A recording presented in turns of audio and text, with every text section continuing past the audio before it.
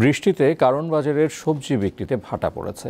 আজ ছুটির দিনে ক্রেতা নেই বললেই চলে। বিক্রি তুলনামূলক কম হওয়ায় দামও কিছুটা কমেছে। তবে বিক্রেতারা জানিয়েছেন সরবরাহ কমে গেলে আগামী কয়েকদিনে দাম বাড়তে পারে। শুক্রবার বিকালের চিত্র এটা। তখনও প্রায় পানিবন্দী কারণ বাজারের সবজি পট্টি। বেশিরভাগ অস্থায়ী দোকান গুটিয়ে নিয়েছেন বিক্রেতারা। দিনের শুরুতে টানা বৃষ্টিতে বাজার ক্রেতা শূন্য থাকলেও জুমার নামাজের পর থেকে দেখা মেলে দুই একজনের। তবে বিক্রি বাট্টা খুবই কম। এর সুবিধা পান ক্রেতারা। অন্যান্য দিনের তুলনায় আজকে বাজার সস্তায় আছে, ভবিষ্যতে কি হবে আল্লাহ জানে। খুব সস্তা, এক ডজন 30 টাকা। তো সুন্দর সুন্দর লেবু এক ডজন 30 টাকা, কচুরমুখী নিয়েছি 50 টাকা। তারপর আপনার বেগুন, পটল 1 কেজি 90 টাকাতে নিয়েছি।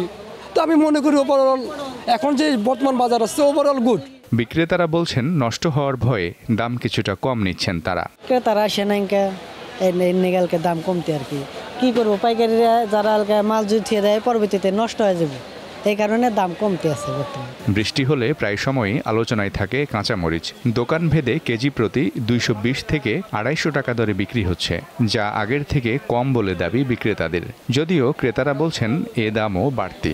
আমি দেশিটাই নিলাম 260 টাকা হিসাবে আধা কেজি নিলাম। আমার এই সাংসারিক জীবনে আমি এই প্রথম 260 টাকা কেজি হিসেবে মরিচ কিনলাম। কালকে ছিল 300, আজকে হচ্ছে 250। আজ কমে যে ইন্ডিয়ান ঢুকিছে, এলসি ঢুকিছে, কালকে আবার ঢুকবে না, কাল আবার বেশি হতে পারে কাঁচা মাল।